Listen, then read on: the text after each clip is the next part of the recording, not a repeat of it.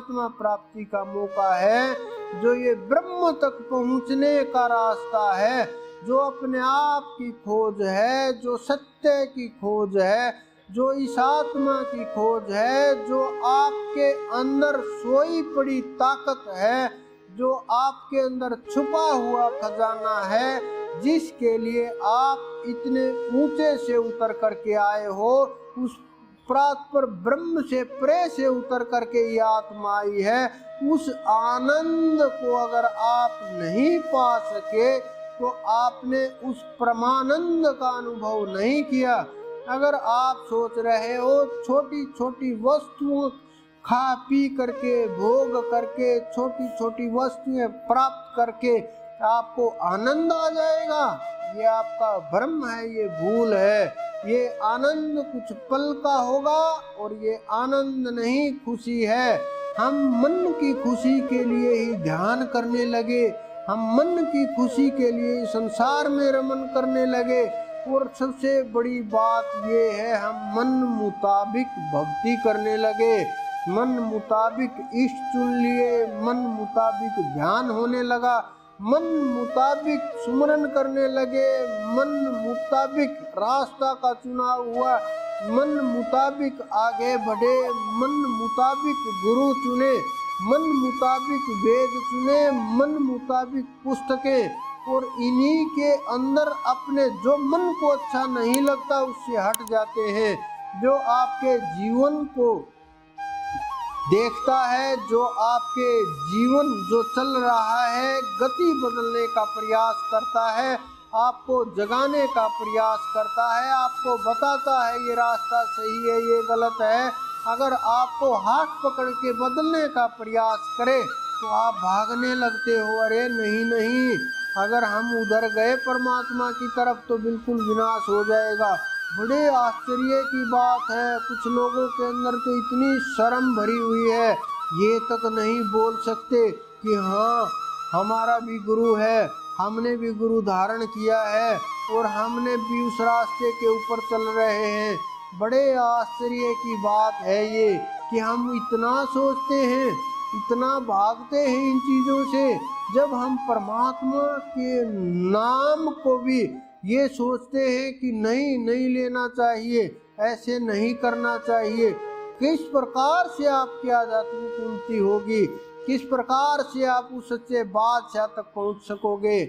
फिर किस प्रकार से इतने मन अनुसार चलने के बाद कैसे वो परमात्मा आपके ऊपर कृपा बरसाएगा, कैसे उसकी दया होगी, कैसे ये सब कुछ चलेगा, किस प्रकार से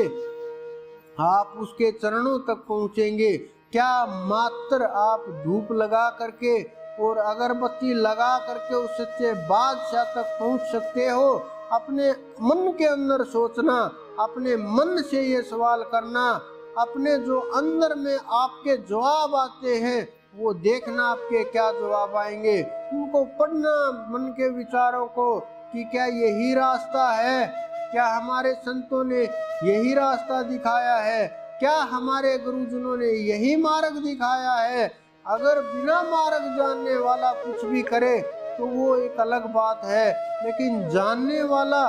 समझने वाला, अनुभव करने वाला, सब कुछ पता जिसको है, वो अगर वो भी उसी मार्ग पर उसी का अनुसरण करे, बड़ी अजीब बात है। संत महात्मा लोग इसलिए भी करते रहते हैं ताकि समाज के अंदर कुरीतियां न फैले, समाज के अंदर गलत संदेश ना जाए। लेकिन आप लोग कहाँ फंस गए हो, कौन सी दुनिया के अंदर चले गए हो, किस प्रकार से क्या खेल खेला जा रहा है? क्या सब कुछ मन के अनुसार चाहिए? ये भोजन नहीं है कि मन के अनुसार खाएंगे, ये भक्ति का मार्ग है,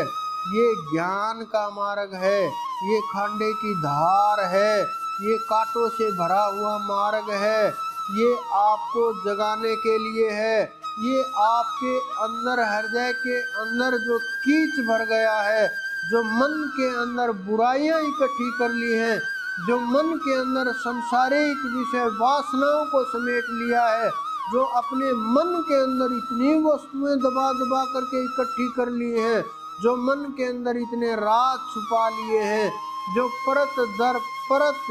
अपने को इतना दबा दिया है, जिस प्रकार से एक कमरे के अंदर एक लाइट लगा करके पर्दे के ऊपर पर्दा हजारों पर्दे लगा दिए जाएं तो वो दब जाता है, उसी प्रकार से आपने अपने ऊपर हजारों प्रकार के पर्दे लगा दिए हैं। इसलिए जो आत्मा है उसकी आवाज,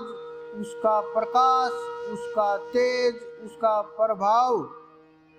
आप बाहर तक नहीं आने देते, क्योंकि पता है अगर उसकी आवाज और उसका संदेश बाहर तक आया तो ये जीव जाग जाएगा। वो जागा हुआ जीव ब्रह्म हो जाता है, और ब्रह्म को कोई काल प्रभावित नहीं कर सकता, माया प्रभावित नहीं कर सकती। जिस प्रकार जंगल के अंदर शेर जब तक चुप है तभी तक चारों तरफ शोर होता रहता है, चिड़िया चहकती रहती हैं, हिरण घूमते रहते हैं, जो ही वो एक दहाड़ लगाएगा सारा जंगल एकदम सुनसान हो जाएगा और एकदम से मौन हो जाएगा। उसी प्रकार से जब आपका सोया हुआ ब्रह्म जागेगा, एक बार दहाड़ेगा, ये काल और माया एकदम से खंड खंड हो जाएंगे और खंड खंड हो करके बिखर जाएंगे, कुछ भी नहीं बचेगा। न आपको कोई रोकने वाला बचेगा, न कोई टोकने वाला बचेगा, न कोई अहंकार होगा, न कोई विचार होगा, वहाँ न कोई तपस्या होगी, न कोई साधना होगी। लेकिन सब कुछ प्राप्त होने के बाद भी योगी लोग साधना में चलते रहते हैं और देखते रहते हैं हर रोज, क्योंकि ये कभी समाप्त नहीं होता। क्योंकि उनके जो लोगों के संसार के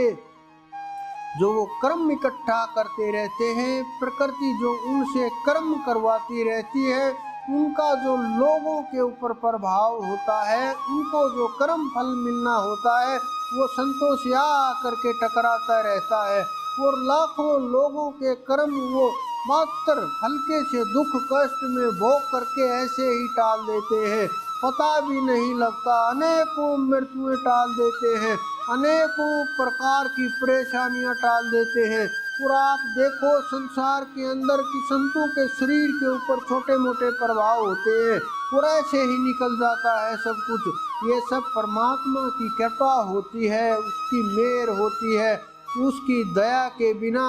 किसी के ऊपर भी वो दया दृष्टि नहीं करता। कोई भी देवता देवी, कोई भी कितनी भी ऊंची स्थिति का हो, अगर उस हरि की जिसके ऊपर नजर पड़ी, सब द्वार के ऊपर आकर के खड़े होंगे, सब हाजिरी लगाएंगे। जिनको आप श्रेष्ठ समझते हो, जिनको आप बड़ा समझते हो, जिनको आप बड़े महापुरुष, बड़े शक्तिशाली समझते हो, वहाँ उस दरबार के नग हैं वो, जिन्होंने उस परम तत्व को हमारे से आपसे पहले पा लिया। और इससे ज्यादा कोई बड़ी बात नहीं है। अगर आपने आज पा लिया तो आप उनके समान जा करके बैठ जाओगे। वहाँ ये नियम नहीं जिस प्रकार से इस संसार के अंदर है कि ये बड़े हैं, हमारे से 4 पीढ़ी बड़े हैं, तो बड़े हैं तो बराबर नहीं हो सकते, इतना ही भेद रहेगा। वहाँ चाहे कोई करोड़ों वर्ष पहले पहुँचा हो, चाहे कोई अरबों वर्ष पहले पहुंचा हो, चाहे कोई आज पहुंचा हो, वहां पर सबके लिए जगह निश्चित है, सबके लिए बराबर स्थान है, सबके लिए रास्ते खुले हैं और सब एक समान है उस दाता की नजर में। और जब आप उसका ध्यान करोगे तभी मार्ग मिलेगा, बिना ध्यान के कोई रास्ता नहीं मिलता।